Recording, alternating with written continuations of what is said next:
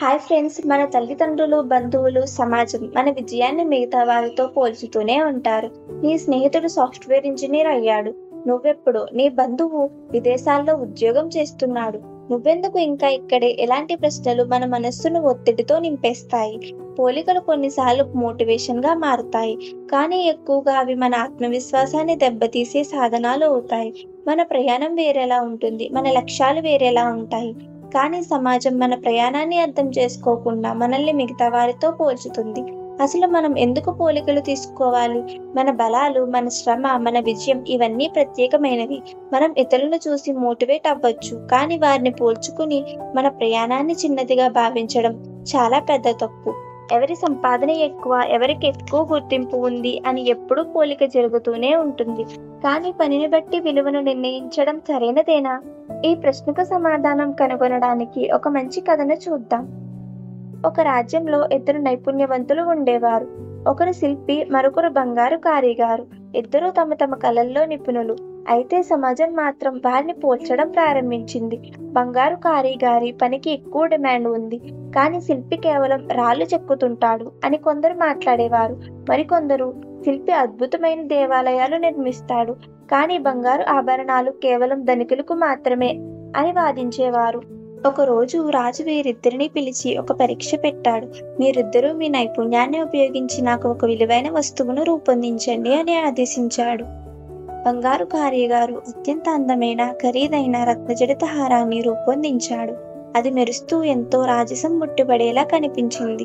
శిల్పి కోట ముందు ఒక అద్భుతమైన రాతి విగ్రహాన్ని చెక్కాడు. సజీవంగా కనిపించేలా, శతాబ్దాల పాటు నిలిచిపోయేలా తీర్చిదిద్దాడు. ఈ వస్తువుల్లో ఏది ఎక్కువ కాలం నిలుస్తుంది అని రాజు అడిగాడు. బంగారు హారం కాలానికి తన మెరుపును కోల్పోయే అవకాశం ఉంది. కొత్త డిజైన్లు రావడంతో అది పాతబడిపోతుంది. కానీ శిల్పి చెక్కిన విగ్రహం తరతరాలకు నిలిచి ఉంటుంది.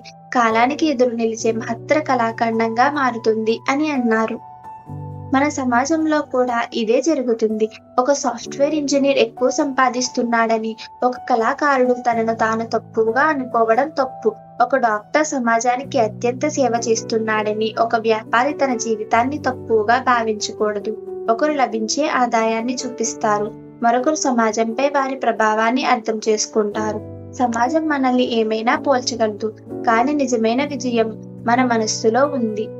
మన పనిలో ఉండే విలువను మనమే అర్థం చేసుకోవాలి. మనం చేసే పని మనకే ప్రత్యేకమైనది. దాన్ని ఎవరితోనూ పోల్చాల్సిన అవసరం లేదు. సమాజం ఏది గొప్ప, ఏది తక్కువ అని నిర్ణయించే లోపాన్ని మనం తొలగించాలి. మనం పనిని ప్రేమించాలి, ఎందుకంటే అది మన గుర్తింపును నిర్ణయిస్తుంది.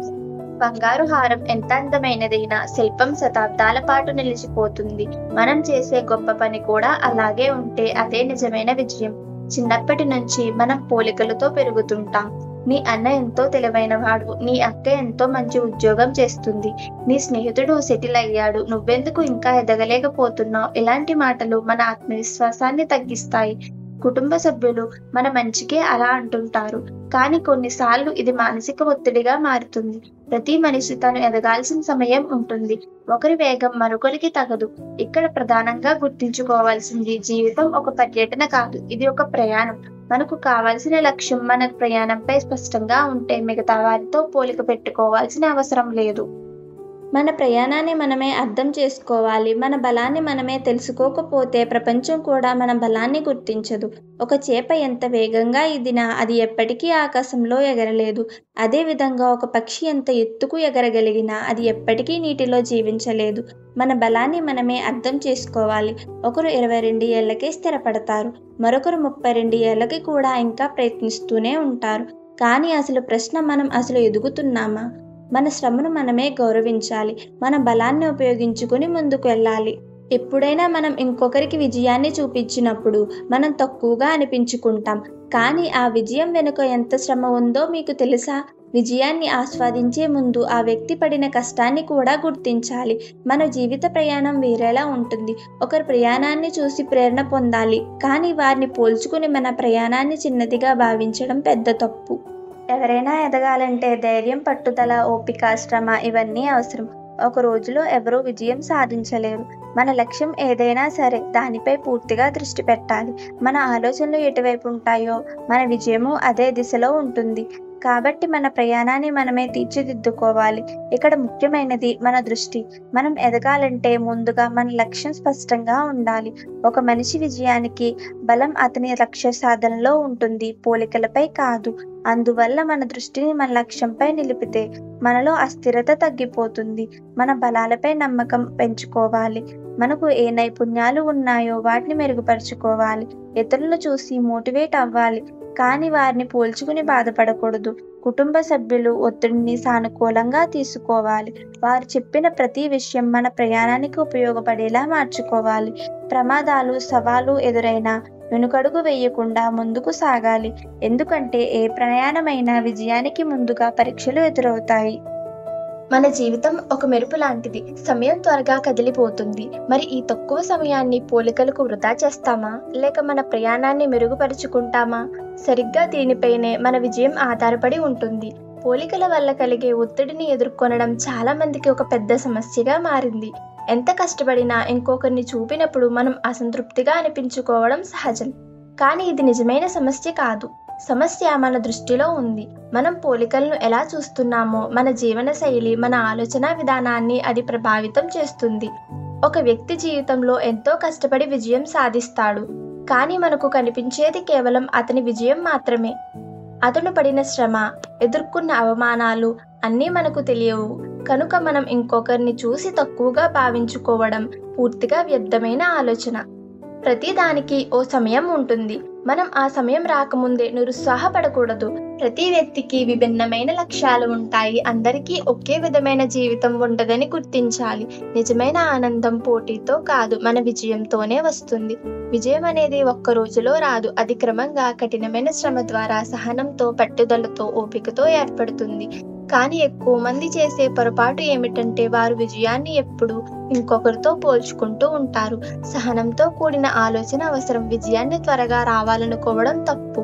చిన్న చిన్న మెట్టులను అధిరోహిస్తూ ముందుకు సాగాలి.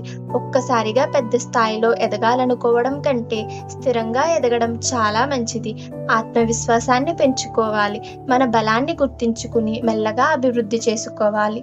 సమయాన్ని వృధా చేయకుండా ఎప్పుడూ అభ్యాసంలో ఉండాలి. ఏదైనా కొత్త నైపుణ్యాన్ని నేర్చుకోవాలి. మన పనిలో నైపుణ్యం పెంచుకోవాలి. విజయం ఒక చివరి గమ్యం కాదు, అది నిరంతర ప్రక్రియ. మనం ఎంతగా ఎదిగినా ఇంకా మెరుగుపరుచుకోవడానికి అవకాశం ఉంటుంది. మన విజయాన్ని పోలికల ద్వారా కాకుండా మన అభివృద్ధి ద్వారా అర్థం చేసుకోవాలి. నిన్నటి కంటే మెరుగ్గా ఉన్నామా? మన మనస్సు, మన శ్రమ మన విజయానికి తోడ్పడుతున్నాయా? అదే అసలు ప్రశ్న. కాబట్టి మీరు కూడా ఎవరో ఒకరిని చూసి బాధపడుతున్నారా?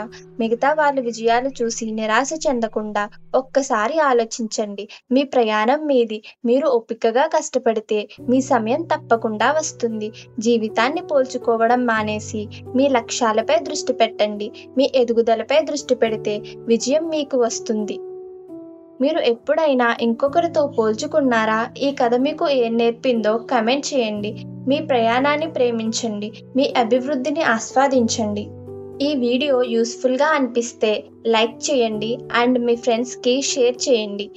ఇలాంటి మోటివేషనల్ వీడియోస్ కోసం మా ఛానల్ని సబ్స్క్రైబ్ చేసి బెల్ ఐకాన్ని క్లిక్ చేయండి.